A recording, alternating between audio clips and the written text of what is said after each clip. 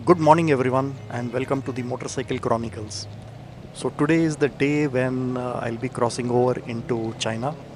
I just got my passport stamped at the Nepal immigration side, and now I am heading towards the border to China. This is just a 1.8 kilometers ride, but this is how the road is, and this road has been like this for about 20 kilometers all the way up to Ruswagadi. So just to refresh, you can't ride by yourself in China. You have to go through a tour agency, and going through a tour agency solo will be too expensive. So it's better to go with a group. So I joined this group where we have two four-wheelers and two bikes. So overall, four vehicles and six people in the group.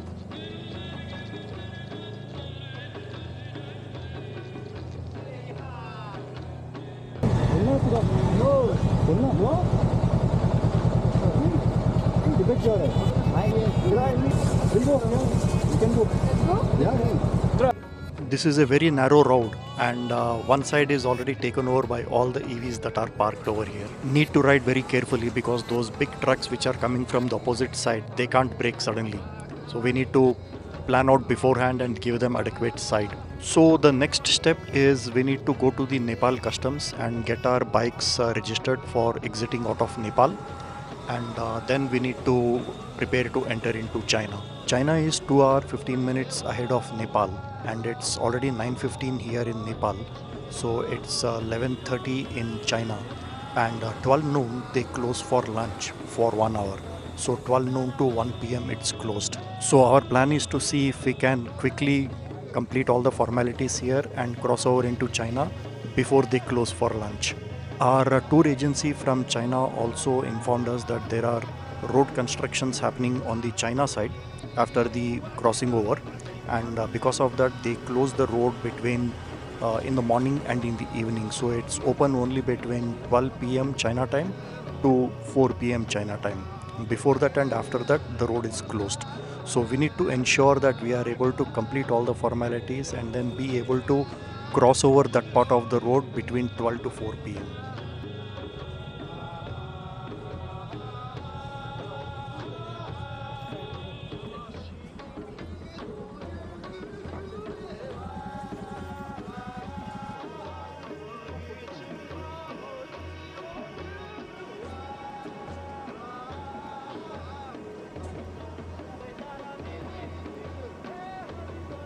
We made it just in time and lined up at the China entry point to enter China. But that's when the lunch time started, and we were asked to wait till the lunch time was over. And it is supposed to be up to 2 p.m., not 1 p.m. We were asked to move back and wait near the customs office. So we waited over there till for 2 hours, and then again came back. And this time we were asked to be behind the red line because beyond the red line is China territory, and we are not supposed to be waiting over there. So we had to again turn back and come and stand just before that red line. And here started a series of delays. We can't enter and do our immigration process without our tour guide from the China side. And the tour guide was held up inside the immigration at the China side because to come and receive us, he needs to also go through immigration. And we understand that there was some huge rush over there. By the time our tour guide from that side was ready to come and receive us, there was another complication that we need to have a Nepali guide who would hand us over to the China guide. And the Nepali guide was not there with us because the tour agency from China, they are supposed to organize the Nepali guide as well, and they had missed that point. Now they are rushing the guide. He should be here any moment. Once he is here, he will hand our convoy to the China tour guide, and the China tour guide will take over from there, and then the process will start. We were at the Nepal customs by around 9:30 a.m. in the morning Nepal time, and at last by around 2 p.m. Nepal time, we started the immigration process at China side.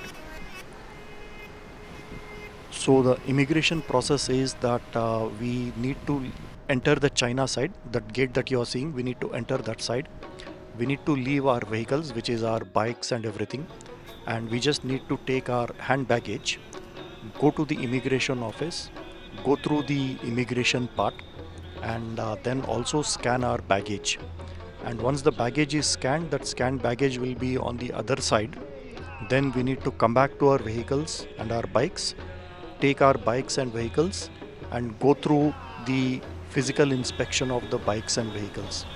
And after that is done, then we go back, take our baggage, and then we are clear to move ahead. So this entire process took another 2.5 hours.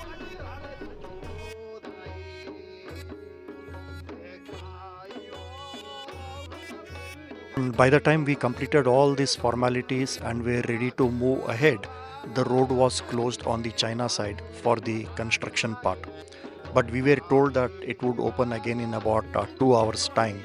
So we had left at 9:30 in the morning from our lodge, and we had not had lunch or anything. So we took a short break for lunch, and once that was done, then we moved ahead and we started. The road was also open, and we could proceed with our journey towards Giryong on the China side now. I just thought all the bad roads part was done and dusted with Nepal, but there's a lot of construction happening over here on the China side, and this is where the road was being closed for a few hours every day, because you see on one side there's a lot of work happening and it's just a narrow stretch of road that is open, and the EVs have to come through. You see those EVs coming in, these are all the brand new EVs that are going in into Nepal. So I understand this stretch is about 4 or 5 kilometers, which is like this. Once this is done, then we should be hitting the proper roads, proceeding towards Giryong. Point to note is in India and Nepal, we ride on the left side of the road, whereas in China, it's all right side of the road. So need to get accustomed to that one.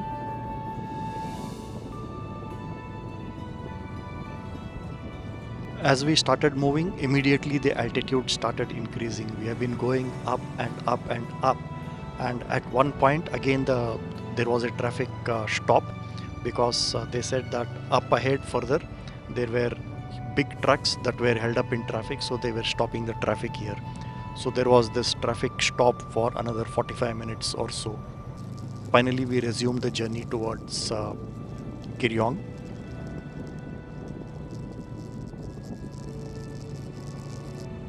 As the altitude started increasing, it also started becoming cloudy, and it started drizzling as well.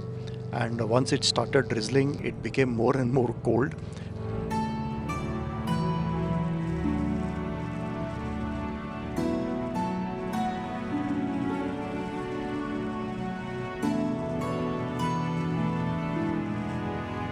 At last we arrived in Giryong town, and our first stop is supposed to be at the police station, where our tour guide will have to go along with us and report all the details, register all the details at the police station, and only after that we can go and check in into the hotel. And this process took about another 30-40 minutes. And then it started raining and it became very cold.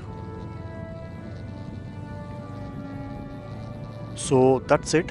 It's about 9 p.m. in the night China time, and we are rushing towards the hotel, and also trying to see if we can quickly grab a SIM card as well, so that we can get our data part sorted. But we really don't know if the shop will be open or no, but we'll try and see if we can finish all this stuff today, so that tomorrow morning we are ready to kickstart our ride across Tibet. So that's it for today, guys.